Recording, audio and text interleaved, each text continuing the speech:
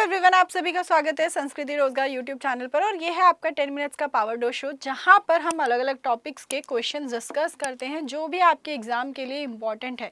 ये एग्जाम चाहे आपका यूपी का हो, स्टेट लेवल का हो या फिर सेंट्रल लेवल के हो, आपके किसी भी एग्जाम में यहाँ से आपको क्वेश्चन देखने को मिल ही जाता है। और आज हम लोग अपने साइंस के टॉपिक को डिस्कस करेंगे, जहाँ पर हम पढ़ेंगे अपने मेजर ह्यूमन ऑर्गन्स और उनके फंक्शंस क्या होते हैं, मानव शरीर के प्रमुख अंग और उनके कार्य के बारे में हम लोग जानेंगे। देखो, बात करें हम लोग ब्रेन की, सबसे इम्पॉर्टेंट क्या है, हमारा दिमाग। अगर ये संतुलन में है तो हमारी पूरी बॉडी कंट्रोल में है, अगर ये संतुलन में नहीं है तो पूरी बॉडी का ही सत्यानाश हो जाना है, पूरी बॉडी खराब हो जानी है। क्योंकि जो आपका दिमाग है वो आपका कंट्रोल सेंटर है, जो आपकी बॉडी को कंट्रोल करता है। तभी आपने देखा होगा कि अगर दिमाग, सर में हल्का सा दर्द शुरू हो जाए, है ना, या फिर आपका सर घूम रहा है, चकरा रहा है, तो आपकी पूरी बॉडी आपके कंट्रोल में नहीं रहती है। आप लो फील करना शुरू कर देंगे, परेशान हो जाएंगे और सर पकड़ के बैठ जाते हैं कि हाय रब्बा, सर में कितना दर्द हो रहा है। तो जो आपकी बॉडी को कंट्रोल करता है वो कौन कंट्रोल करता है? आपका ब्रेन कंट्रोल करता है। ये आपकी बॉडी का, शरीर का नियंत्रण केंद्र होता है। आप क्या सोचते हैं, आपकी याददाश्त कितनी तेज़ है, किन चीज़ों को आप याद रखते हैं, आपकी मेमोरी क्या है, आपके इमोशंस, आपके मूवमेंट, आपके सेंसेस, ये सब कंट्रोल करता है आपका ब्रेन। इसलिए कहते हैं दिमाग की सुननी चाहिए, ना कि दिल की सुननी चाहिए। और दिमाग के जस्ट अपोजिट क्या होता है? हमारा दिल होता है। अब दिल भी बहुत इंपॉर्टेंट है। जिस तरीके से दिमाग इंपॉर्टेंट है उसी तरीके से आपका दिल भी बहुत इंपॉर्टेंट है, जो हमारी बॉडी में पूरा का पूरा ब्लड को पंप करता है, ऑक्सीजन और न्यूट्रिएंट्स की सप्लाई करता है। कौन? हमारा हार्ट। और दिमाग और दिल के बीच में अगर कुछ मामले ऐसे होते हैं जहां दिमाग से फैसले लिए जाते हैं, कुछ मामले ऐसे होते हैं जहां दिल से फैसले लिए जाते हैं। तो दिल और दिमाग की जो ये कश्मकश है, इसी में आप लोगों को ये सोचना बहुत ज़रूरी है कि आपके लिए क्या सही डिसीज़न है। दिमाग की सुनना ज़्यादा बेहतर है या दिल की सुनना ज़्यादा बेहतर है? लंग्स की बात करें तो सबसे पहली चीज़, जो आप सांस ले रहे हैं, है ना, तभी अगर आपको कोई भी बेकार आदत लग जाए स्मोकिंग की या उसकी, या अगर आप दिल्ली एनसीआर में रह रहे हैं तो यहाँ तो पॉल्यूशन ही इतना है कि अगर आप में वो आदत है भी नहीं तो भी आपके लंग्स बिल्कुल ब्लैक, फेफड़े काले हो जाते हैं, है ना, ख़राब हो जाते हैं। क्यों? क्योंकि पॉल्यूशन इतना है। तो जो आप सांस लेते हैं, ब्रीथ करते हैं, वो किसकी हेल्प से करते हैं? आप लंग्स की हेल्प से, जो ऑक्सीजन और कार्बन डाइऑक्साइड को एक्सचेंज करता है। ठीक, हम ऑक्सीजन क्या करते हैं? ब्रीथ इन करते हैं, और कार्बन डाइऑक्साइड हम ब्रीथ आउट करते हैं। स्टमक, जो आपका पेट है, वो जब भी आप भूखे होंगे सबसे पहले आप पेट को पकड़ कर बैठ जाते हैं। क्यों? क्योंकि अगर आपको भूख का एहसास होगा तो वो आपको पेट से ही एहसास होता है ना, कि पेट में चूहे दौड़ रहे हैं, ऐसा कहते हैं। तो भूख का एहसास कहाँ होता है?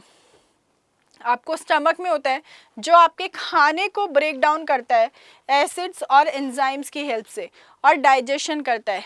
जो भी आपका पाचन की प्रक्रिया होती है वो कहाँ होती है? आपकी स्टमक में होती है, जो आपका खाना डाइजेस्ट होता है। आप मुंह के थ्रू, फूड पाइप के थ्रू आपका डाइजेशन कहाँ होता है? स्टमक में होता है। नेक्स्ट, लीवर क्या करता है? बाइल जूस को प्रोड्यूस करता है, जो आपके डाइजेशन में हेल्प करता है। ठीक है, हार्मफुल सब्सटेंस को ये डिटॉक्सिफाई भी करता है। जो भी हमारी बॉडी के लिए हार्मफुल है, जो यूज़फुल नहीं है, वो सारों को बाहर कौन करता है? लीवर करता है।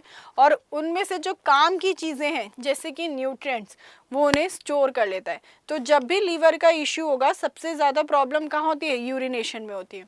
किडनी की बात करें तो लीवर और किडनी, ये दो ऐसी चीज़ें हैं जो बहुत इंपॉर्टेंट है। एक में भी दिक्कत होगी तो दूसरा ऑटोमेटिकली आपको दिक्कत देने लग जाता है।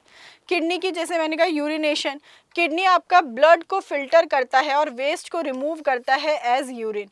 वाटर और सॉल्ट का बैलेंस को मेंटेन करता है। कई बार पानी बहुत ज़्यादा हो जाता है शरीर में, या नमक की कमी हो जाती है, या नमक बहुत ज़्यादा हो जाता है। तो ये सब क्यों हो रहा है? क्योंकि किडनी सही तरीके से काम नहीं कर रही है, तभी हो रहा है। तो जो वाटर और सॉल्ट के बैलेंस को मेंटेन करके रखता है वो कौन करके रखता है? आपका किडनी करके रखता है।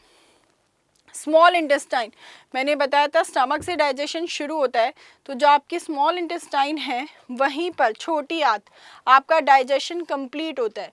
वो ब्लड से न्यूट्रिएंट्स को एब्जॉर्ब कर लेती है। और लार्ज इंटेस्टाइन में जैसे ही खाना पहुंचता है तो जो भी अनडाइजेस्टेड फूड पहुंचा वहाँ से वाटर को एब्जॉर्ब कर लेता है आपका लार्ज इंटेस्टाइन, और फीसिस के फॉर्म में वो उसे जो अनडाइजेस्टेड फूड है वो उसे स्टोर करके रखती है। फिर पेनक्रियाज, पेनक्रियाज क्या करते हैं आपके डाइजेस्टिव एंजाइम्स प्रोड्यूस करते हैं जो डाइजेशन में हेल्प करते हैं, ब्लड शुगर को रेगुलेट करते हैं, इंसुलिन जिसे कहते हैं। स्किन आपकी बॉडी को प्रोटेक्ट करके रखती है, जो आउटर लेयर है ना, जो कौन प्रोटेक्ट करके रखते हैं, आपकी स्किन प्रोटेक्ट करके रखती है, बॉडी का टेम्परेचर रेगुलेट करती है और सेंसेशन में हेल्प करती है। कोई आपको टच करेगा तो आपको फील होगा, क्यों? क्योंकि उसने आपकी स्किन को टच किया। जो आउटर पार्ट है आपकी बॉडी का, जो आपकी बॉडी को प्रोटेक्ट करके रखा है। अगर किसी भी गर्म चीज़ पर एकदम से हाथ लगता है तो रिफ्लेक्स एक्शन आता है, हमारा हाथ ऑटोमेटिकली कहाँ जाता है, पीछे की तरफ जाता है। फिर बोन्स की बात करें, जो आपका स्केलेटन है वो स्ट्रक्चर और सपोर्ट प्रोवाइड करता है ना। ये जो ढांचा होता है आपका हड्डियों का, कंकाल जिसे कहते हैं, हमारे इंटरनल ऑर्गन्स को प्रोटेक्ट कौन करके रखता है, हमारी बोन्स प्रोटेक्ट करके रखता है और मूवमेंट में हेल्प कर रही है। अब मेरा हाथ ऐसे मूव कर रहा है तो जो मेरी ये बोन्स है ये क्या कर रही है, मूवमेंट कर रही हैं, है ना, जो यहाँ पे कनेक्टेड है। मसल्स की हेल्प से मूवमेंट अनेबल होता है और पोस्चर को मेंटेन करके रखता है। अगर आप टेढ़ ऐसे झुक के खड़े होंगे या झुक के बैठते हैं तो जो आपकी बैकबोन है वो झुक जाती है ना, तो आपका पोस्चर कैसे मेंटेन रहेगा, मसल की हेल्प से। तभी कहते हैं सीधे खड़ा होना चाहिए, शोल्डर स्ट्रेट होने चाहिए, और वैसे भी ना मुड़ के चलना चाहिए ना मुड़ के बैठना चाहिए, क्योंकि वो भी लैक ऑफ कॉन्फिडेंस शो करता है। तो you should seat straight, stand straight, walk straight. ठीक है, तो मसल्स क्या करते हैं, मूवमेंट एनेबल करते हैं और पोस्चर को मेंटेन करते हैं। स्प्लीन क्या करता है, आपके ब्लड को फिल्टर करता है, और इन्फेक्शन अगर हो जाता है तो उससे लड़ाई कौन करता है, आपका स्प्लीन लड़ता है। ब्लैडर जो है, जो यूरिन किडनी के थ्रू प्रोड्यूस किया गया था न्यूट्रिएंट्स को एब्जॉर्ब करने के बाद, जो फिर उस यूरिन को स्टोर करके कौन रखता है एक्सक्रीशन से पहले, हमारा ब्लैडर। जब भी हमें बहुत हाई प्रेशर होता है यूरिनेशन का तो हम कहते हैं ना ब्लैडर फट जाएगा, क्योंकि वो ब्लैडर जो होता है वो यूरिन को स्टोर करके रखता है। क्विकली रिवीजन करते हैं आप चीज़ों का। देखो, जो ब्रेन है वो कंट्रोल करता है और कोऑर्डिनेशन करता है। हार्ट क्या करता है, ब्लड को पंप करता है। लंग्स ब्रीथिंग में हेल्प करता है। स्टमक फूड को डाइजेस्ट करता है। लीवर बाइल जूस प्रोड्यूस करता है और डिटॉक्स करता है। किडनी ब्लड को फिल्टर करता है और यूरिन बनाता है। स्मॉल इंटेस्टाइन न्यूट्रिएंट्स को एब्जॉर्ब करती है। लार्ज इंटेस्टाइन अनडाइजेस्टेड फूड से वाटर को एब्जॉर्ब करता है। Pancreas enzymes in blood sugar को कंट्रोल करती है। स्किन प्रोटेक्ट करती है हमारी बॉडी को, टेम्परेचर मेंटेन करके रखती है।